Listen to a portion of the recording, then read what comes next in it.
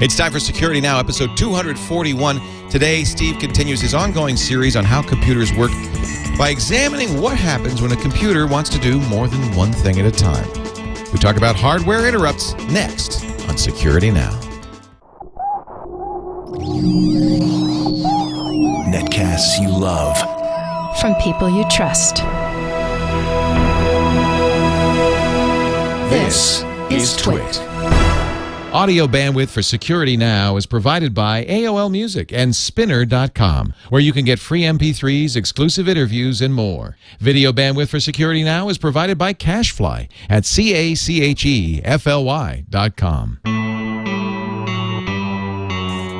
This is Security Now with Steve Gibson, episode 241 for March 25th, 2010. Hardware interrupts.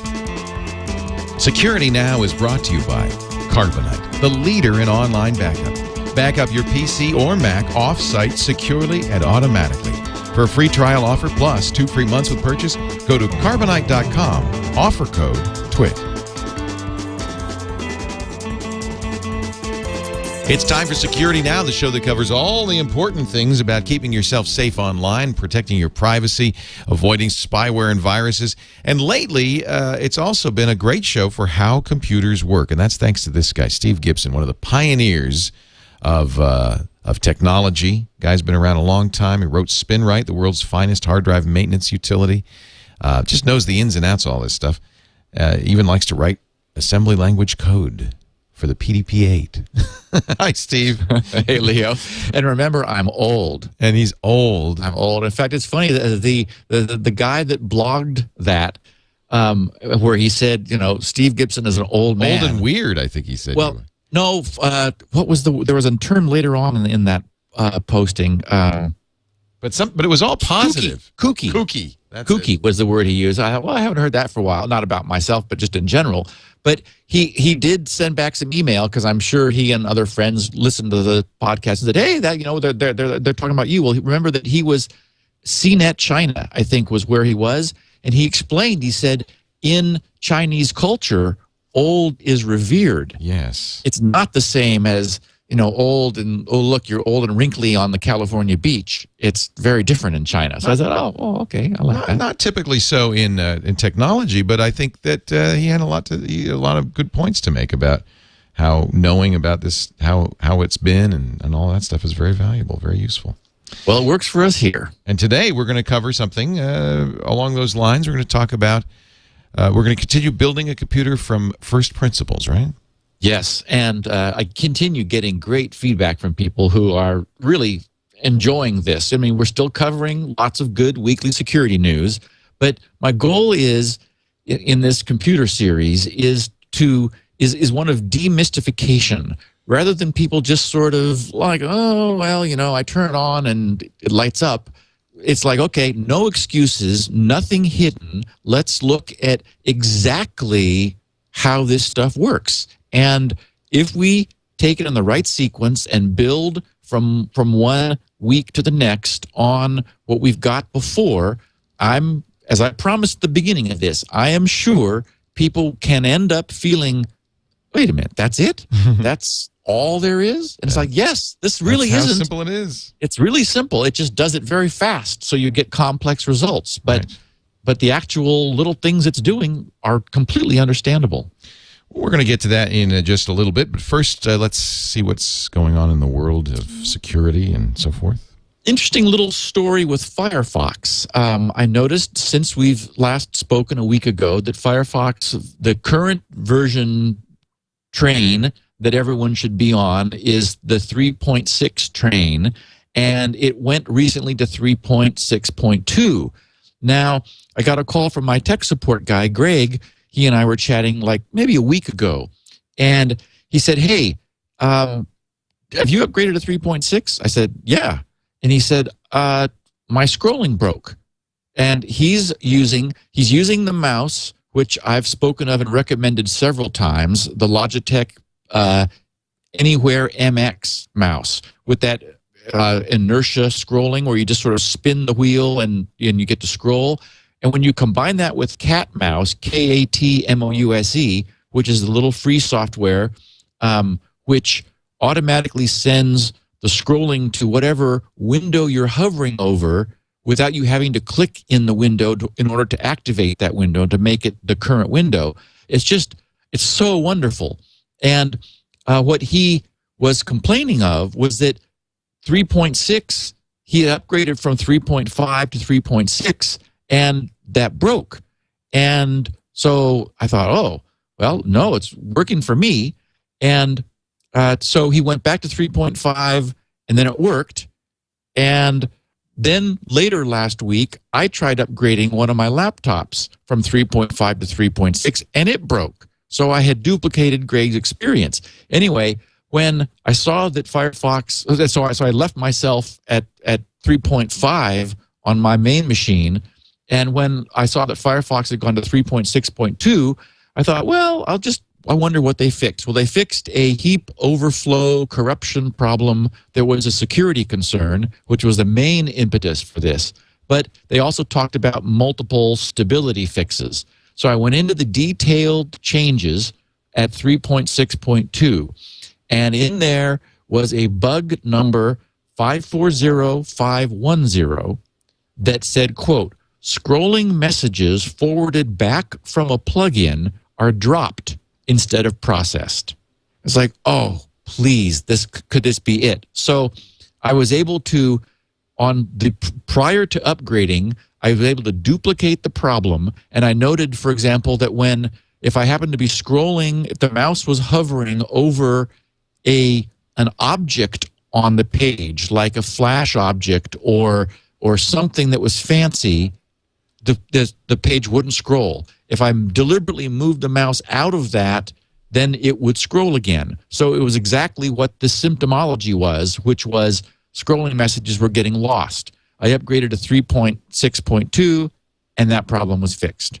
So, isn't that interesting? Yeah. Now, do you think that's from the heap overflow, or no? They called it a regression problem. So it was a bug they introduced inadvertently at some point along the way. What is regression? What is a regression error? What does that mean? Well, the idea is that while you're fixing things, you change something that sort of brings back a problem that you had fixed previously.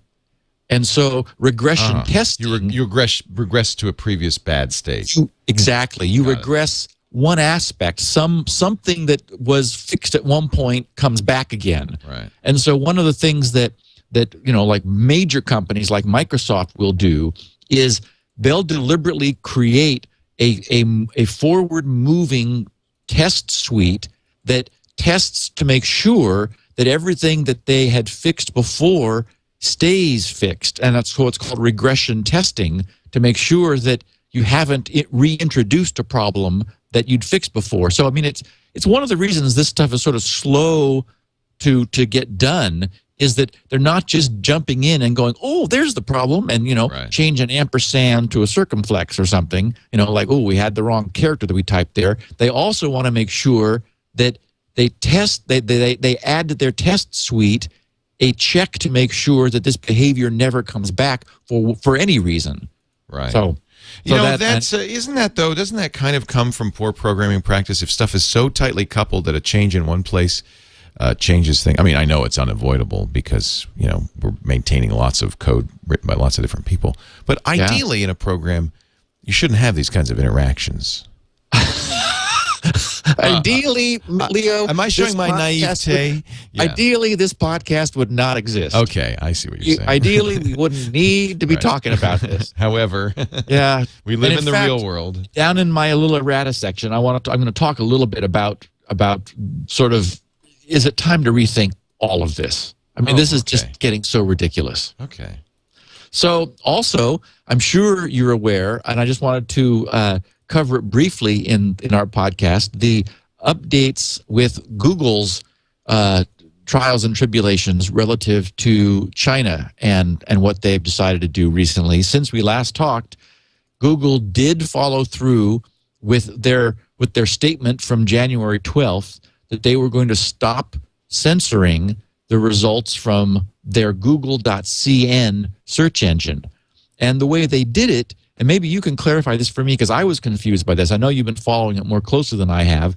They did it by redirecting the google.cn traffic to google.com.hk, right. that is to their Hong Kong domain. Since then, China has blocked that. But in the Google blog, they said, quote, figuring out how to make good on our promise to stop censoring search on google.cn has been hard. We want as many people in the world as possible to have access to our services, including users in mainland China.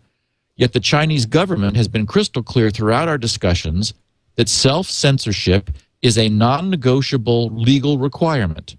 We believe this new approach to providing uncensored search in simplified Chinese from google.com.hk is a sensible solution to the challenges we've faced. It's entirely legal and will meaningfully increase access to information for people in China.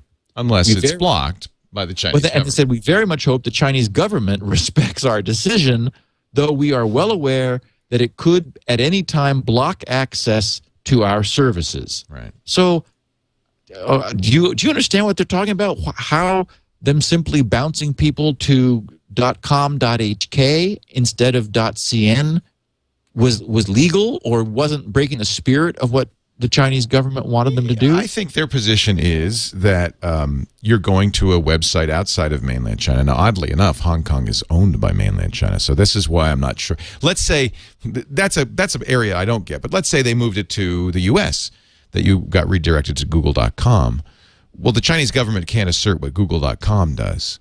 So all that remains to the Chinese government is to block sites outside of China. Okay. Now, as they do with their with Twitter and Facebook and many Google properties, including Blogger and YouTube. So, but the thing that puzzles me is Hong Kong is in fact maybe it's in a different legal status. It is a, I mean, it's run differently than mainland China, but it is in fact owned by. I mean, it reverted to the Chinese government. Yeah. I guess they have two different systems, and maybe the laws are somewhat different, and Hong Kong has some autonomy. And obviously, that's the case. So they're just saying, look, we're going to continue to operate normally. If the Chinese government doesn't want the Chinese people to see it, they're going to have to filter, not us. And I think that's the right thing to do, by the way. Yeah. There is an interesting page that I wanted to point our users to, any users who are interested about this. It's google.com/PRC, obviously as in People's Republic of China, /report.html. Again, it's www.google.com/PRC/report.html, which Google is now maintaining day by day, showing of all the different sorts of content relating to Google, which of that content the Chinese are currently blocking to people inside of China. And so right now it shows 3 days worth of different stuff. For example, YouTube has got red X's through it for all 3 days. Right. But lots of things are still open, and some are sort of like blogs, or I think had like a yellow wrench on it. So those are like partially. The Chinese government asserted that they could selectively filter Google search results. And I don't know how they would do that, but they said they can do that. They do it right now with CNN. If you're watching CNN in China, it goes along perfectly normally. And if they do, when I was there, the Uyghurs were revolting in the remote regions of China. Those darn Uyghurs. And so when CNN did a story on it, it just would go black. You'd be watching CNN, go black for a minute or two, and come back. They just chop it out. They're doing three things. They're doing DNS games, so they're able to essentially change DNS results on the fly. They also have IP-based blocking, so they can block out whole network ranges from access from inside China. And they are doing deep packet inspection. They've got per packet filters that are looking for keywords and phrases in packets.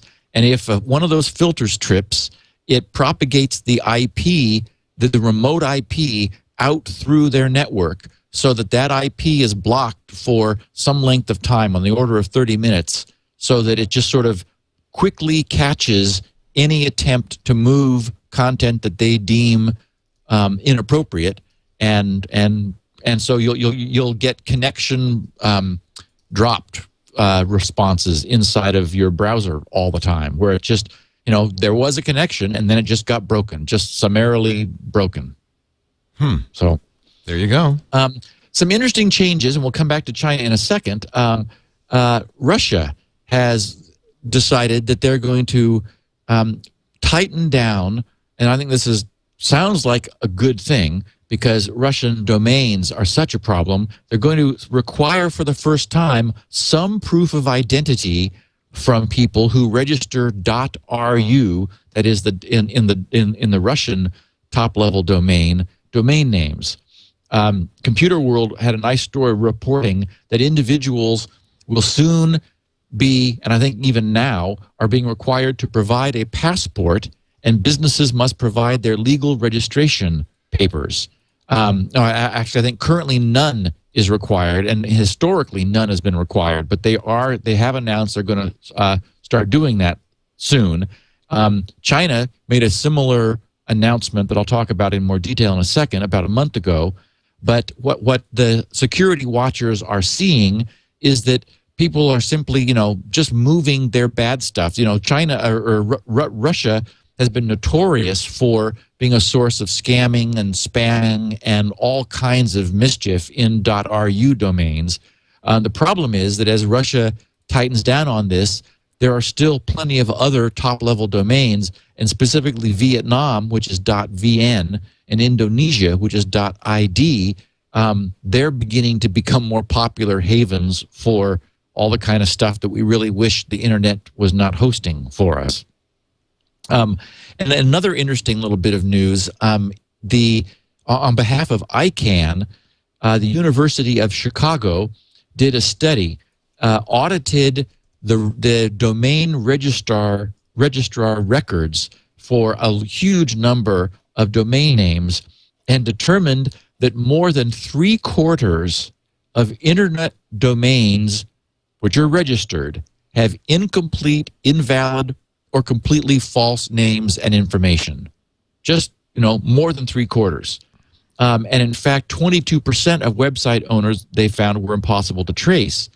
Now, I look at this as like, okay, well, that's too bad, except that, this notion of registering a domain anonymously is a long-standing tradition on the internet. There was this notion that one of the things you could get with the internet was anonymity and privacy. And if you were in a situation where, for whatever reason, you felt you had a message that you wanted to make available publicly, anonymity and privacy were some things that the internet brought along. The problem, of course, is with that being it's a double-edged sword, and so then that brings with it security and safety problems. Right. It's an interesting tension between privacy and anonymity, and then the fact that people, when they're forced to use their real names, act nicer. They don't send spam. Yes. So I don't know what the answer is. It's a tough one. Well, in fact, China, a month ago, decided that they're going to get really serious about this. From now on, and this policy is now in place, China will require a face-to-face meeting with anyone wanting to register a domain. Wow. During which a photograph will be taken of the registrant and the other personal details confirmed. After this policy went in place, state-owned Chinese state-owned network operators have so far, just in the last couple of weeks, closed 130,000 sites that did not have official confirmed records. And China has said that any existing sites, any existing domains that do not have officialized records by the end of September will be closed. So they're really trying to clamp down. They say that they want to deal with the problem of pornography within China, and that this is their approach for it. And then they always use pornography as their excuse, but really it's yes, dissent. We know it's a lot of political dissent. Yeah. Exactly. And then even more chilling, the head of Chinese IT ministry said that they are continuing to research what they call a real name system for the internet, which would require users to register, Chinese users, to register their real identities before using public online message boards and so forth. Yeah. So basically stomping out anonymity within, to the degree that they have the control to do so. Yeah. So that's a huge, and huge. And that underscores the problem where, anonymity can be, is valuable in some cases for dissent, for whistleblowing. And of course, a repressive government doesn't want anonymity, even though that causes problems on the internet. Yeah. So there's so many a myriad of other problems, for example, that are happening all the time, continuously.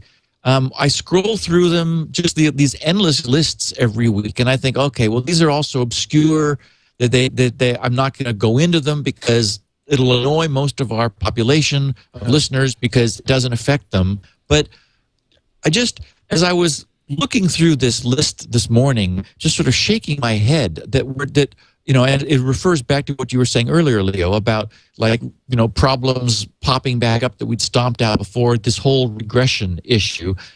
I just sort of thought, I hope somewhere someone is, and it's really got to be a big someone like an Apple or a Microsoft or maybe Linux guys are standing back and saying, we're losing this race. And arguably we are losing this race. The number of problems that are newly found, the AV companies who are looking for newly created viruses, I mean, they're in the tens and hundreds of thousands. And we're seeing the problem of the signatures not being updated quickly enough, and just this constant flux of exploitation. And you have to think, okay, wait a minute.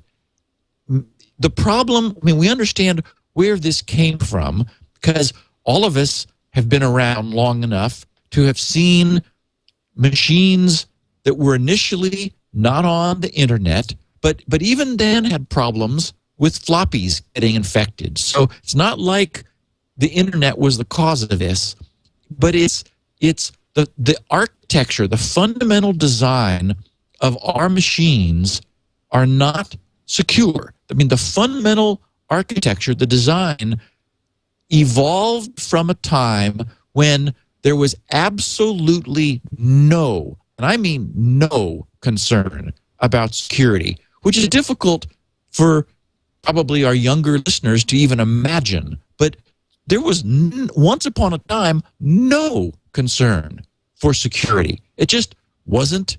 It wasn't on the map at all, and it began, of course, in the mainframe era, where you started to have multi-user systems, where it said, okay, well, we need some sort of authentication at a terminal for someone who needs access to records, because we don't want to leave our record systems open to everyone, and we need some audit trails and some accountability. So that notion of some concern for security began to happen. And then, of course, the internet sort of grew organically from an experiment in, could this notion of autonomous packet routing work on be a scalable solution so that we're able to connect things. And I remember when I first, began hearing about this notion of a global network, it's like, okay, well, that's ridiculous. You're not going to have that. Well, whoops, we do. And then there was the problem of the chicken egg, where it was like, well, who's going to put their computers on the internet because there is really nothing there, or who's going to bother to put content on because there's no users.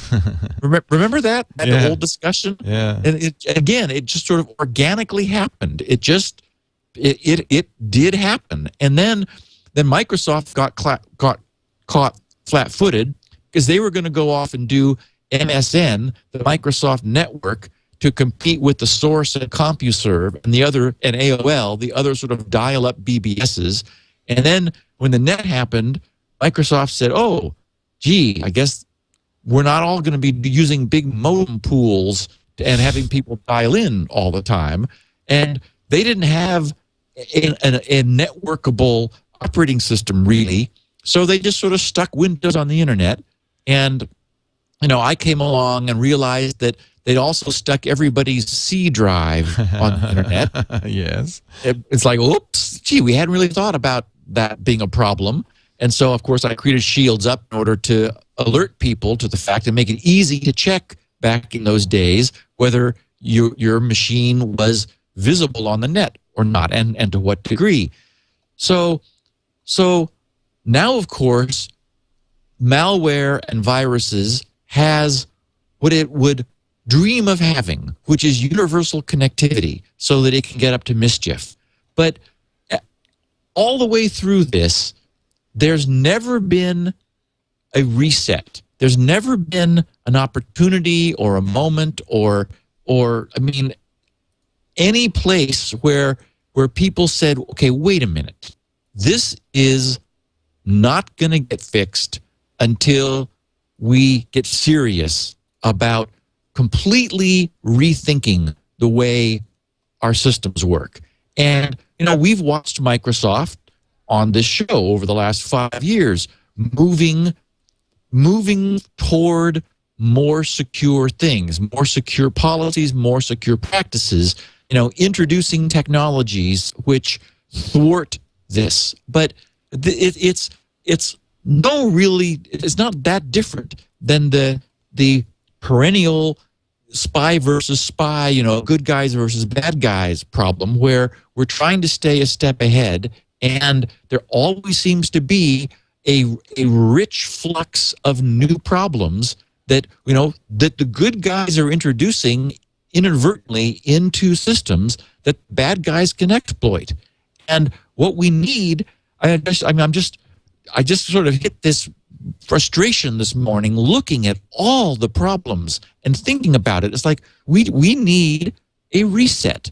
I mean, we need if we had a fundamental rethink of the way our systems operate, such that we would have containment. I mean, there's like little scratches around the fringe of this notion. We've talked about sandboxing and virtual machines, and freezing the state of a machine so that when you reboot it, so that it doesn't, changes you make are not persistent. There are various ways of doing that, and we need a fundamentally robust structure rather than a fundamentally vulnerable structure. We have today a fundamentally vulnerable structure. And if there's one thing our listeners know from sort of through osmosis, picking up the philosophy of security that you and I talk about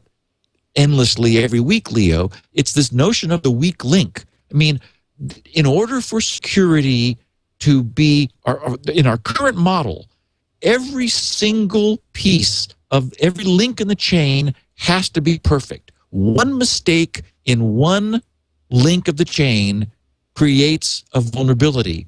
So with our current model, where everything has to be correct, I mean, we, the white hats, are at a huge disadvantage because the systems are ungodly complex. I mean, just phenomenally complicated, and pieces are coming from every different direction. It's Apple has traditionally had a little bit of an advantage because they produced the hardware. They sort of controlled a much more homogeneous platform, where Windows was always a much more heterogeneous sort of environment.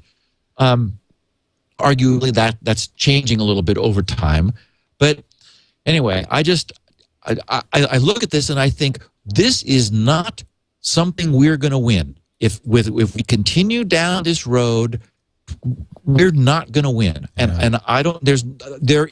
We keep patching things. We keep putting layers of fixes. I was just hearing the other day that there are now ways around address space layout randomization, and now ways around DEP, data execution prevention. Those new technologies that were meant to like solve the problem. They were more patches. They were more, oh, look, let's scramble this up and make it a little more difficult. Well, all it does is sure, for a while it makes it more difficult until the bad guys sit down and scratch their heads and say, oh, this is just another challenge for us, one that we can beat. And anyway, it's so clear that we're not winning. You know, we're not. And I don't see how it can change. There was an article I read which I ended up not adding to the top of the show stories about a huge problem somewhere in Canada now, in Calgary, a medical facility that found a Trojan inside of one of the machines that was a remote control Trojan, and the machine had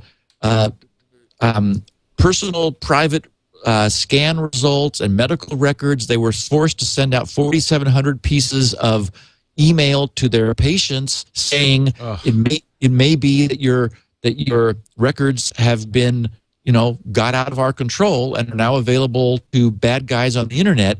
And there was a quote later in this article where one of the executives, and this is not the first time they'd had problems, and one of the executives said, yeah, every so often those guys find a way into our, you know, through our firewall. Yeah, every once in a while. And I'm thinking, no, they don't.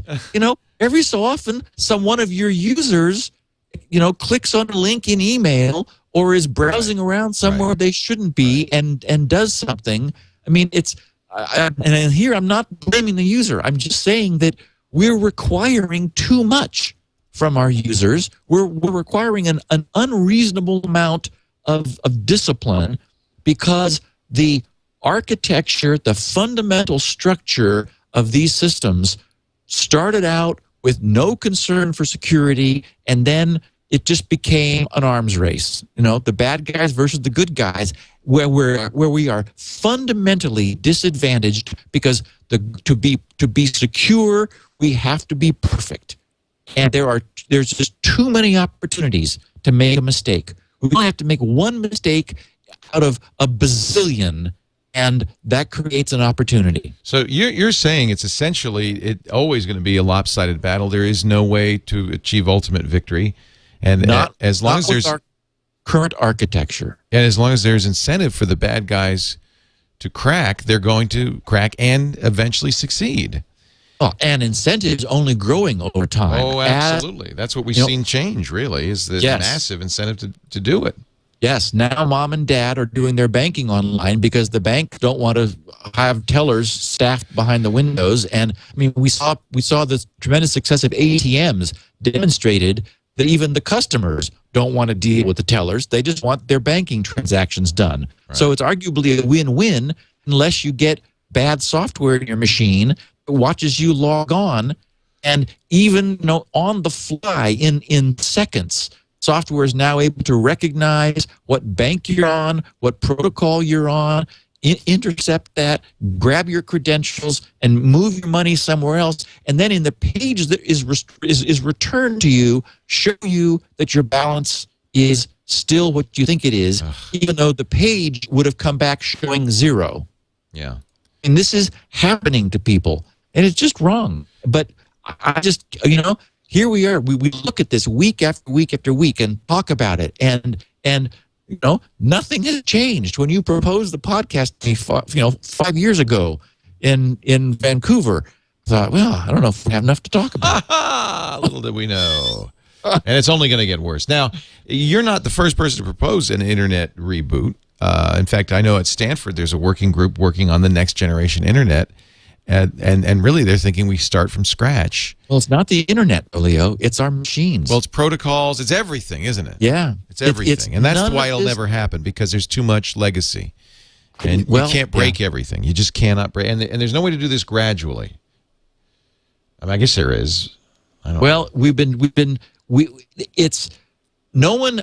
I don't see anyone who took a timeout, which is why I think maybe Microsoft somewhere in some corner, certainly they must mean, they're the one we keep blaming for all the problems. They're scurrying around, getting the blame for the defects that are arguably theirs, except I defend them saying, yes, but I understand how hard this is. So maybe somewhere they've got some secret weapon project where they're trying to figure out how not to break compatibility with everything we've done, yet fundamentally change the way these systems work so that we don't have this weakest link principle. As long as there's a chain of interdependent things that all have to be perfect, such that one problem breaks everything, we're screwed, frankly. There's no other way to put it. So if you Google find GENI, the word find, F-I-N-D, which is an acronym for Future Internet Network Design, and GENI, which is an acronym for Global Environment for Network Internet Innovations. This is a 4-year project, which is, by the way, is 3 out of the 4 years have been completed, funding the BBN, the folks who invented the internet, to create a clean slate approach to the internet's underlying architecture. However, we haven't heard a thing about it since it was started in 2007. So I'm not sanguine that there's any progress being made. Well, and the internet is part of the problem. But well, it says a new internet could ultimately mean replacing networking equipment and rewriting software on computers at a cost of billions of dollars.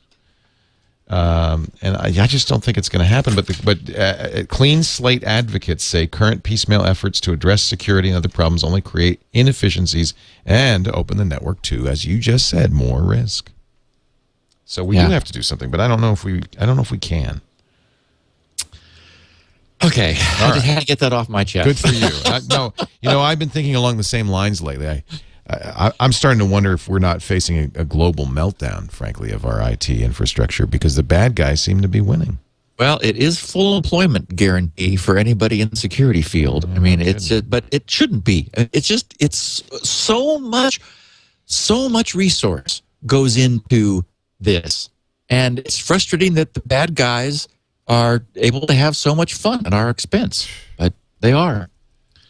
I did have I always try to find a different take on Spinrite's helping people. And so when I saw the subject line, Spinrite helps destroy data, I thought, what? And it said, "Parens, this is actually a good thing."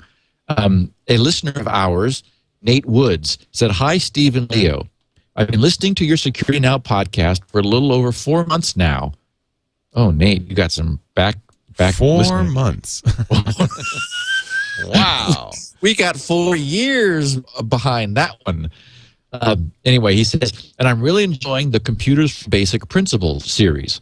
I recently purchased Spinrite for maintenance on the drives in my Ready NAS NV Plus. And I use that. That's a great, great NAS, yeah. And found a different use for it as well. My brother recently dropped off an old computer he was getting rid of. He said, if I didn't want it, to make sure that the drive was cleaned and then get rid of it. I had no need for it. So used a boot nuke to attempt to write ones and zeros to the drive." That's Derek's boot and nuke, which is a neat little program, which you're able to boot. It just does a various types of drive wiping. He said, then write only zeros to the whole drive. But the drive had bad sectors, preventing boot and nuke from even running. So I set Spinrite on level 5 and then ran boot and nuke again, which, after using Spinrite to clean up the drive's low-level sector problems, ran perfectly. It turned out all bad sectors were near the very beginning of the drive where the OS and most programs were. I wasn't sure if anyone had ever used your program to help destroy data before, and I thought you'd be interested. Thanks for all you do thanks for all both of you do. It says Nate Woods, Streamwood, Illinois. Had you ever heard of such a thing? No, but something similar was done. We saw a lot of Spinrite when people were wanting to upgrade their FAT16 to FAT32 because remember that Microsoft, this was probably what, Windows 98 at some point, or Windows 95, Windows 98, somewhere, Microsoft was trying to migrate people from FAT30 or FAT16 to FAT32, or people wanting to migrate themselves to get smaller cluster sizes to be able to run on larger drives and so forth.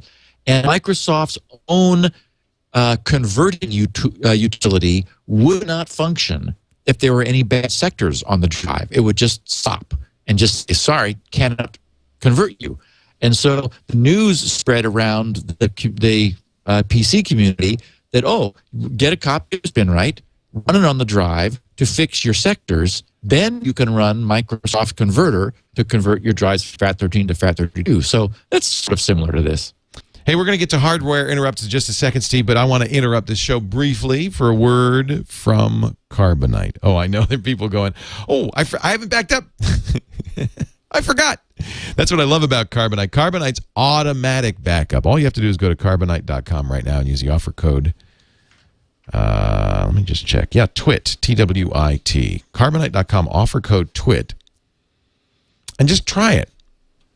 2 weeks, no credit card needed. Immediately, Carbonite looks at your hard drive, starts backing up that stuff that you cannot afford to lose. Your financial documents, your emails, your photos, your music, the stuff you created.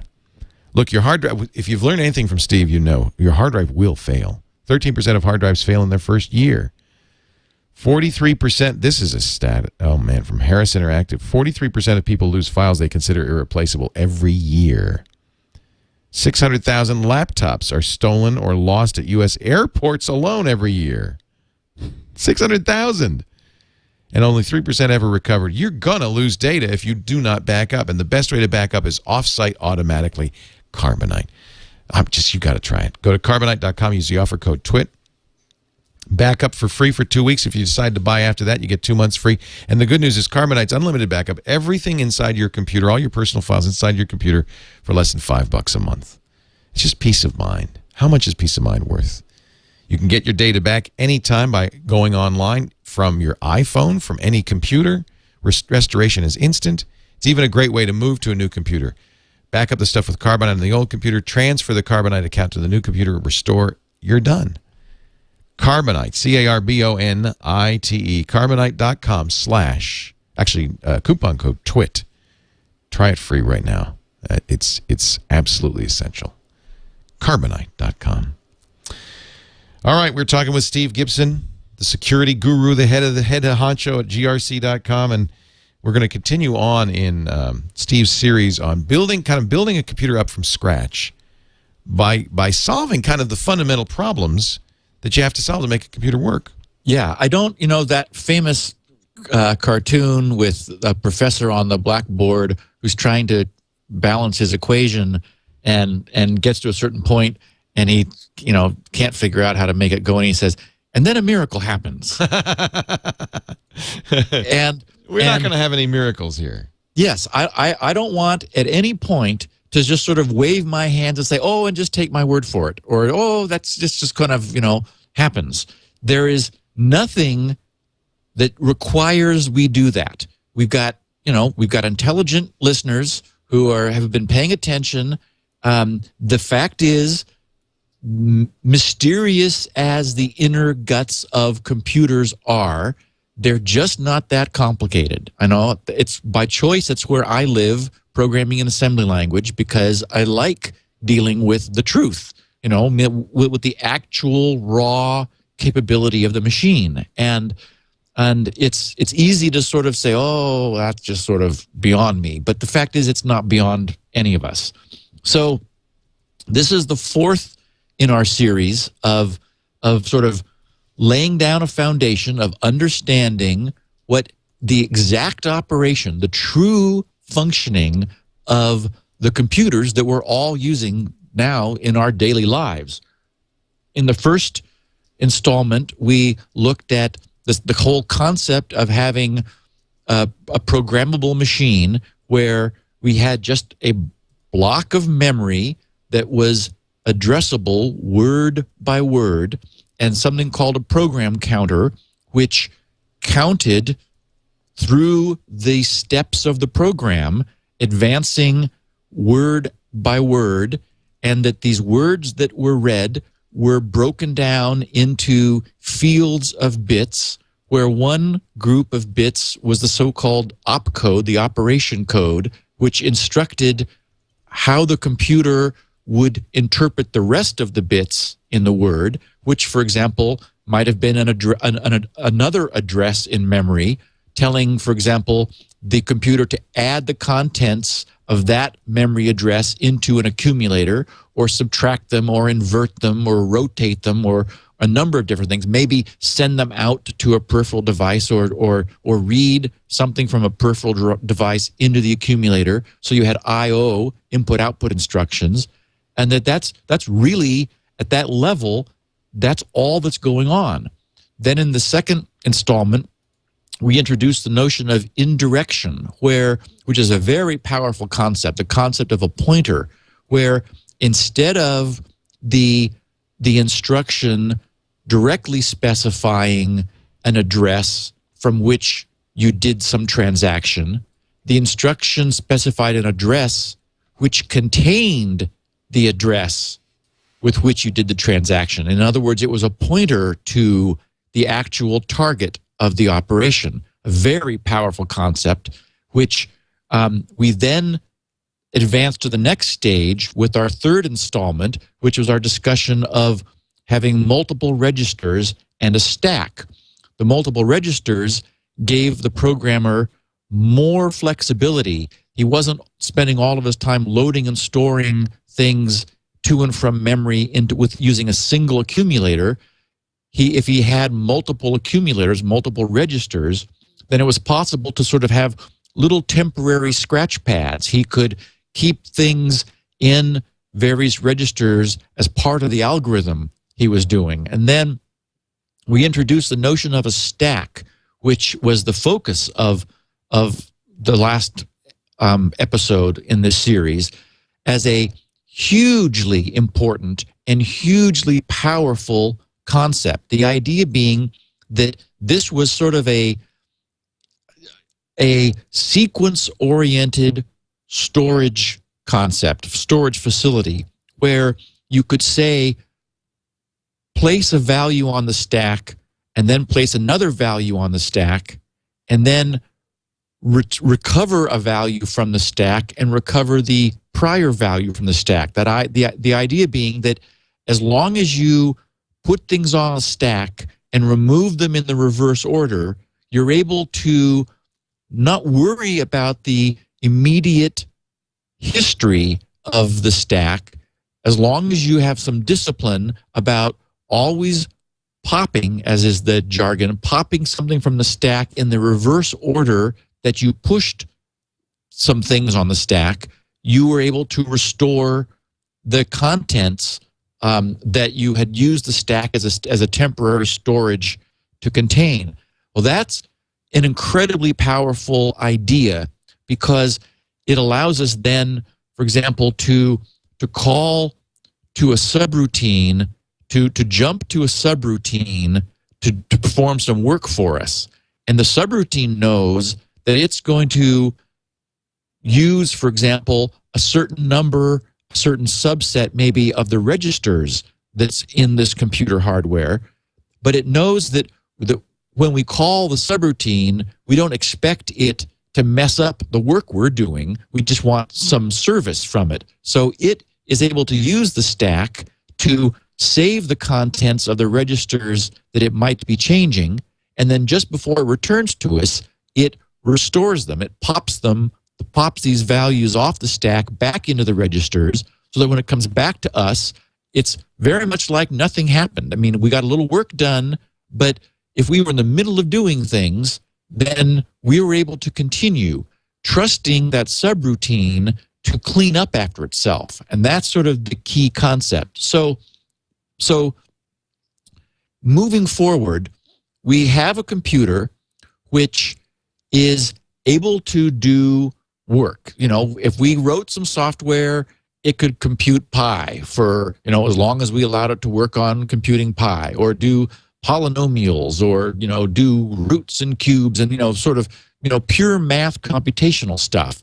Well, that's useful, except that computers really came into their own when they began interacting with the physical world, with so-called peripherals. We wanted them to interact with a teletype where we can type things in. We want them to be able to interact with storage facilities where they're able to not only store things in their main core memory, but sort of have a more like an archival storage to magnetic tape or to disk drives. So that comes back to this notion of input-output devices or input-output instructions where we're able to say, take the contents of an accumulator and send that out to a device. Well, in order to do that, since the computer can typically run vastly faster than the physical devices that it's using for input and output, it needs some way of pacing itself so that it's able to provide data to a device as the device is able to accept it. And it's similarly going in the other direction. It's able to wait around for new data to arrive from a device. If we take the case, for example, of a keyboard, somehow the computer needs to know when we press a key, and then to read the value of the key we pressed and accept it, store it somewhere, and then somehow be notified when we press another key. Well, the original computers did this in a very awkward way, but it was all that they really had. There was an instruction, part of the input-output instructions, which would allow them to sense the readiness of a device to receive data or the availability of data from a device. And so the computer would essentially, it would execute an instruction to read this, say that it was trying to read data from the keyboard. It would execute an instruction which would allow it to sense whether new data was available. And if so, it would branch in the program to a series of instructions that would read the data and then reset that little sensor so that it could then start waiting for the sensor to again say, oh, we've got new data available, in which case it would read that and reset the sensor and so forth. So essentially, the computer would loop, like in a tight little loop, just reading the status, checking to see if that status said there was new data available, and if not, it would go back and read it again. Now the problem is the computer is completely occupied while that's happening. That is, while it's reading data, waiting for us to press keys one after the other, it can't get anything else done because it's spending all of its time sitting there just waiting for data to become available.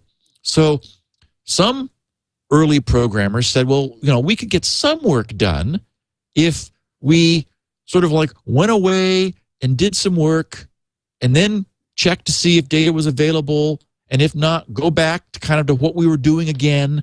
And so the idea would be they would take responsibility for polling the status of the keyboard every so often.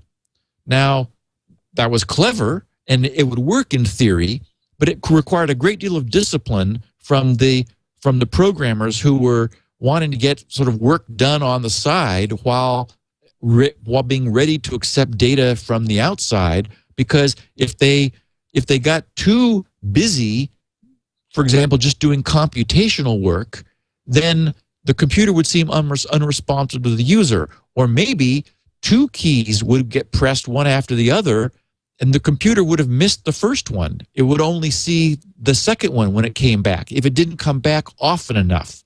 So people writing code like that had to make sure that they didn't ever spend too much time not checking to see if something new was available. So the programmers complained to the hardware guys and said, okay, look, this is crazy. We can write code to keep things moving, but it's really hard to do that. There's got to be a better way. Well, what was invented was the concept of a hardware interrupt, which is an incredibly powerful and as always, when I start talking about incredibly powerful, you know that what's going to follow is and dangerous. With power comes responsibility. Like we were talking 4 weeks ago when we talked about pointers, and I said pointers are incredibly powerful, but oh boy, can they be trouble if you're not very careful with them. Similarly, hardware interrupts are very powerful, but I would not be surprised to learn that, for example, Toyota has had a problem with that kind of power because it's the way computers become asynchronous. If you didn't have any interruption, if all you were doing was running code like computing pi, then the computer is entirely, what the computer does is entirely deterministic. You start it in the morning and it starts working on pi, and 8 hours later, if you were to stop it, then it's done a certain amount of work. If the next morning you started it at the same time, if you checked on it in exactly the same length of time later in the second day, it is doing exactly the same thing. It's exactly the same place. It's been, every single thing would have been predetermined based on its starting state. The entire future was determined by the way it started, because with simple software, it's entirely deterministic. Well, that immediately goes out the window as soon as you start interacting with the real world. What hardware interrupts allow is they allow an electrical signal of some sort, an electrical signal representing some sort of physical event like a key being pressed on the keyboard, to interrupt at any time the normal flow of instructions. So now with a hardware interrupt system in this computer that we were just talking about, the main code, the main work that's being done never has to check to see if a character is available on the keyboard. It doesn't have to explicitly check. Instead, before it gets busy doing whatever it's going to do, it sets things up so that a hardware event that occurs can interrupt it anywhere it is, literally in between instructions. So what the hardware in the computer does is, as it's stepping its program counter word by word through memory, reading each instruction in turn and doing that, some additional logic is added to the hardware, which just as it's finished executing an instruction, there's a hardware check to see if the interrupt signal is active. If not, it just proceeds as it normally would have to read the next instruction in turn and execute that.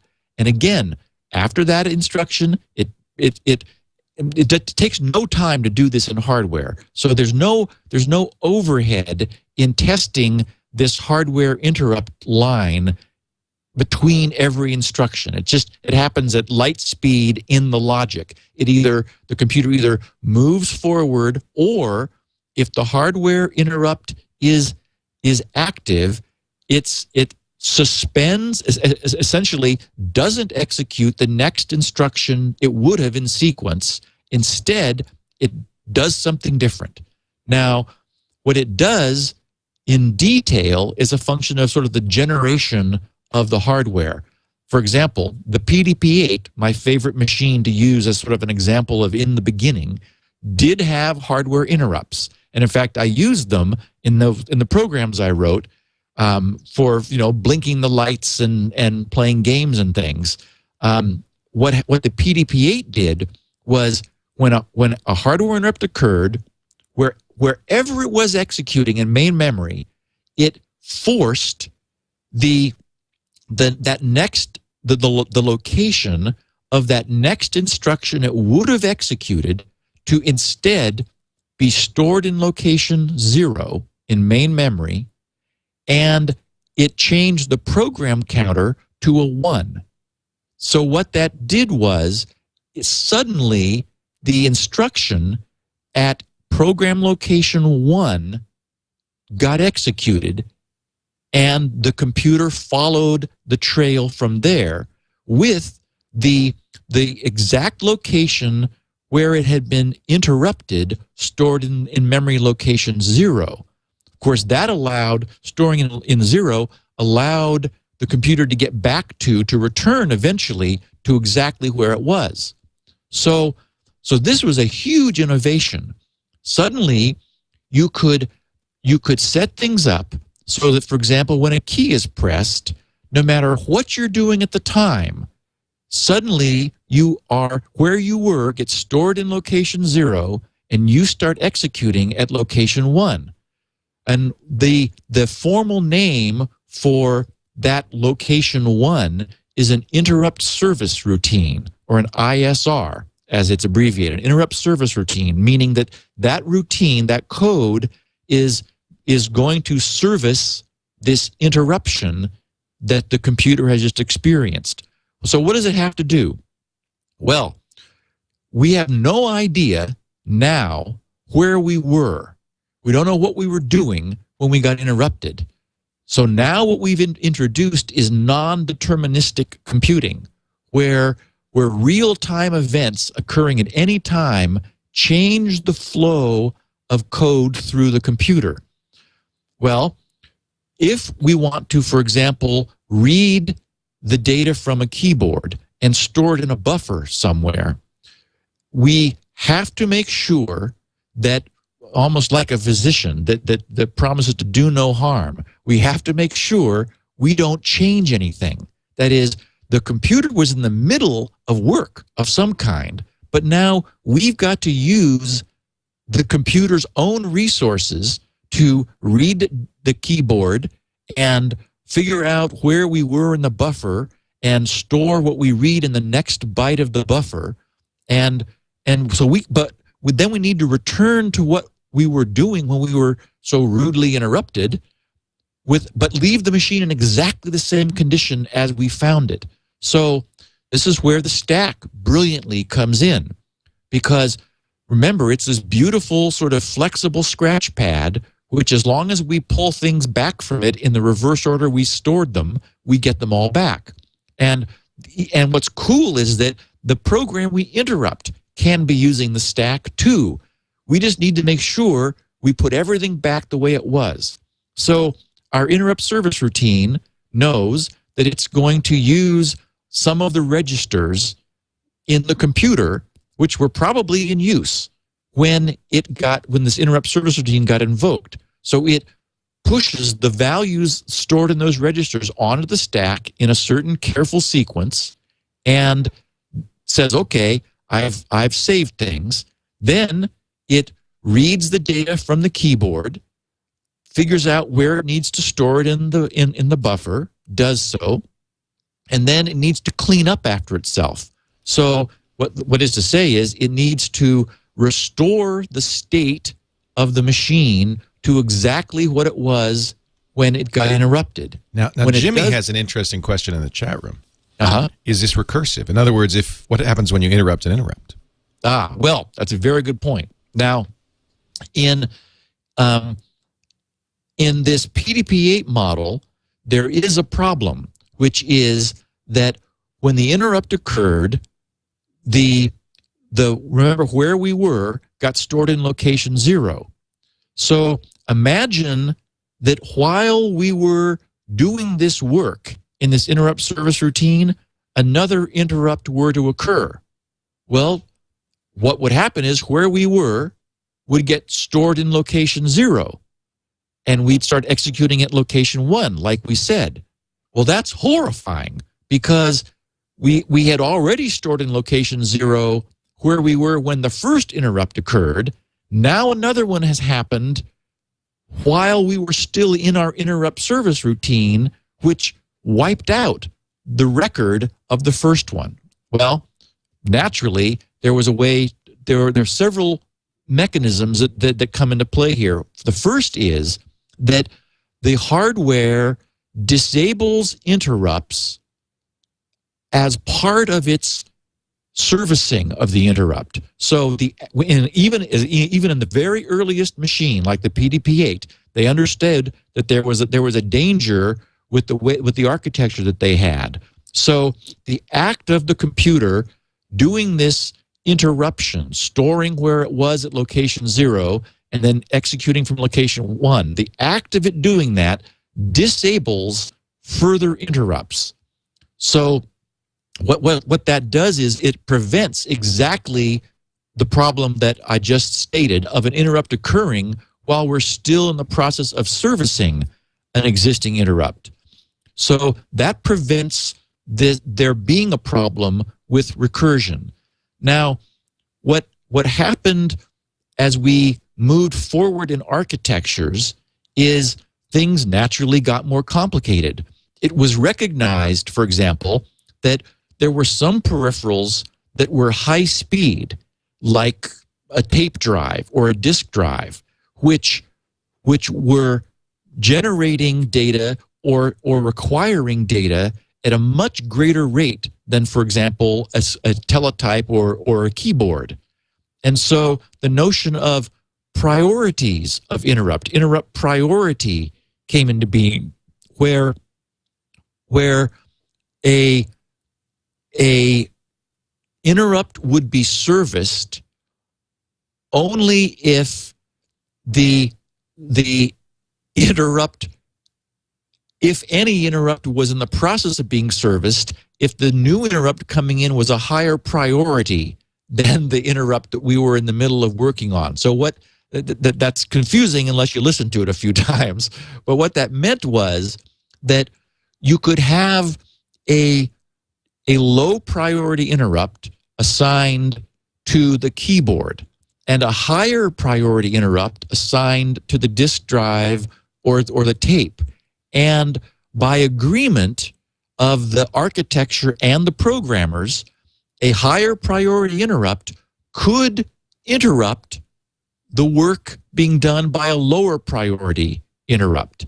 And that required a fancier architecture. For example, rather than having just a single location like location 0, you might have a block of locations, call it 100, 101, 102, 103, 104, 105. That is a location for each priority of interrupt. So that would allow, that meant that different priorities of interrupts stored their interrupted data in different locations to prevent a collision. So again, mechanisms were created that allowed that. But the concept here, the main concept is that we've gone from a system where the starting state determines the entire future of the computer, which would be the case, for example, of us computing pi, where we're just following instructions one after the other ad infinitum, to a very different system where we're now able to respond in essentially in real time to physical events happening in the real world. And thanks to this ability for the flow of our instructions to be interrupted at any time, suddenly other code, completely unrelated perhaps to what we were doing, is being executed. That other code, it promises that when it's done, it will put the machine exactly back to the way it was. Then it returns, because the location where we were has been stored in memory, it treats that like an indirect pointer, remember? So it's not the location, but the contents of the location. So it does, for example, an indirect jump through location 0, where the location that we were executing has been stored, which actually takes us back to where we were. the program that was running has no idea that all just happened. If it were really fancy, it could sense that time had been lost. And in fact, that's the way some of the anti-hacking technology that has existed, like anti-copy protection, copy defeating, or anti-debugging, because things like debuggers will be breaking the normal flow of execution. Time is lost. And so it's technically possible for that software to sense that, wait a minute, some time has been lost between this instruction and the next one. But in terms of its own sense of the machine and the contents of the registers and what's going on, it would have no knowledge that what had just gone on had happened. It was completely separate from it. It could look around the computer and see evidence of things. For example, it might be keeping an eye on the buffer, which is being filled. The fact that it's being filled is sort of magical to it. It every so often it looks at the input buffer and it sees new characters are appearing, and there's like a buffer pointer that says here's how full the buffer is, and that's changing magically, sort of by itself. It's actually being done by an interrupt service routine reading those characters from the keyboard. But that activity no longer needs to be monitored that closely. The actual main program just kind of keep an eye on it lazily and decide if there's enough characters yet for it to like get them all at once and go maybe move them somewhere else or do whatever it's doing. So it's an incredibly powerful advance in the technology of the way computers work, which has been responsible for taking us sort of to the next level of allowing computers to interact with us in a very rich way. It's amazing how this all pieces together. Yeah, and not that tough. No, it's not at all. If our listeners listen carefully, they now understand what hardware interrupts are. Right. And it's sort of like, duh. I mean, that's how they ought to work. And that's how they do. That's all there is to it. Well, I think the thing I like about this series is that it's almost that it has to be this way. It's like, well, these are the problems you have to solve, and one by one you solve the problems, and it just kind of inevitably almost is this way. I guess there are other ways you could solve it, but this is such an easy, straightforward, logical way to do it. It's like there's a certain inevitability to it, is I guess what I'm saying. Right, yeah. Right. I think it follows logically. One concept follows logically from the next. I mean, right. Some of these innovations were brilliant. The notion of a stack, the idea that you could have a stack pointer, where you'd sort of give it a region of memory for it to worry about, and you could just kind of give it things, and then as long as you took them back in the reverse order, it would remove them from the stack in the reverse order that it had pushed them on the stack, creating this incredibly flexible facility for having like temporary storage in the computer. I mean, that was a brilliant addition. I love the stack. I just love it. I did mention that I would talk a little bit about Windows when we were talking about applications freezing. Right. The message event or the event key. Yeah, the message loop it's called. Right. One of the first things a Windows programmer learns, and this may be less true now than it was, things like Visual Basic and some of the more recent languages sort of obscure the reality of what's going on inside of Windows. But the original concept with Windows was that programs that Windows itself, the Windows environment, before it was even an operating system, when it ran on top of DOS, it would hand programs tokens that were called messages. It would hand them messages, which was just a value, a value from 0 to something, which represented an event. And so it was also called the event loop sometimes, or the message, the message loop. And the idea was that the code that the programmer, a Windows programmer, would write would ask Windows for the next event. And in doing so, it was turning control back to Windows. That is, it would say, give me the next event. Well, if there wasn't a next event that affected that window, then the software would just sort of wait. It would wait for another event to occur. And that was how you could have multiple windows on the screen that sort of seemed to all be alive at once, all active at once. That is, you could grab it and move it, or you could type in one. You could do different things.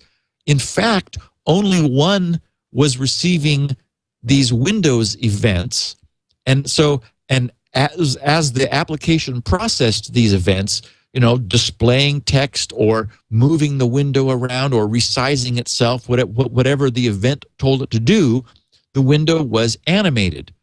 Well, one of the things that could happen is some applications take time to do something. Maybe they're copying a file to the hard drive, or they're doing some encryption, for example, some serious number crunching that's going to take many seconds.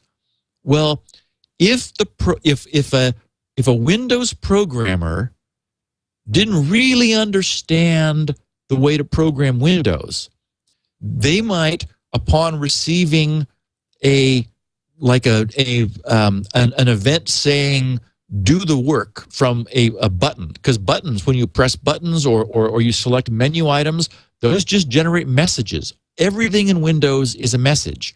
So the programmer might just go off and do that work, like start doing some big encryption project. The problem is, while he's doing that, he's no longer asking Windows for any new messages. So when Windows sends a message saying, hey, someone's trying to drag you to a different location, the window, that window won't move. Not because anything's broken, not because anything's hung, it's just that the programmer of that Windows application didn't consider that something else might still be going on while he's busy doing work. It's very much like this polling problem that we just talked about, where if we didn't have interrupt system and the program wasn't going and checking back often enough to see if a new character had been typed, it could miss some. So the proper way to write a Windows application is with something called multiple threads. And in fact, the next topic we're going to cover in 2 weeks after next week's Q&A, I call it the multiverse. Multi-core, multi-processing, multitasking, multi-threading. It's multi-everything. What is all of that multiness at all the various levels that it can occur? We now have enough of an understanding of how computers function to tackle that. But the idea, briefly, of multiple threads, which we're going to cover in detail in 2 weeks, is that it's possible to sort of split off another execution ability from sort of within your program, so that you sort of split it so that you could still be asking Windows for any new messages, while at the same time you are inside the same program. You're able to be doing the math or the long time-consuming copy operation or whatever it was you were doing. And if programs are written that way, then they do not freeze when they're just busy doing something. If you don't write your program that way, even though there's nothing wrong with the program, it freezes. And people are so used to programs not freezing, that is, staying responsive to the user interface, that they immediately think something's broken. And in fact, this was such a problem that Microsoft added technology to sense whether a program was not responding to its message loop. And that's where we've seen, I don't know when it popped in, like maybe it was Windows 98, where Windows itself will put up not responding in the message bar. I mean, in the bar at the top of the window as if we didn't know that it wasn't responding. It's like, yes, we know it's not responding because we're clicking on buttons and nothing's happening. Again, nothing necessarily is broken. It's just that the program wasn't written with enough flexibility in mind. Very interesting stuff. It's very helpful to understand the underlying principles so that when your programs go south, you know what's going on. It's not a mystery. Yep. And again, there are reasons for all of this. Mm-hmm. Steve is the greatest. You can find more of Steve Gibson. In fact, 241 episodes of Security Now at grc.com, including 16 kilobit versions for the bandwidth impaired and full transcripts for those who like to read along as they listen. grc.com. We have the shows also at twit.tv/SN. And then in the next few weeks, probably next week, video of this show will be available on iTunes and on YouTube as well. Oh, yay. Cool. Yeah. We're doing about a show a week. We don't want to overload the system. But you have to have meetings, Leo. Oh, God. Before the show began, Steve and I was talking, because Steve has always said, he regretted getting his company so big. At the most, how many employees did you have? We had 23. Oh, man.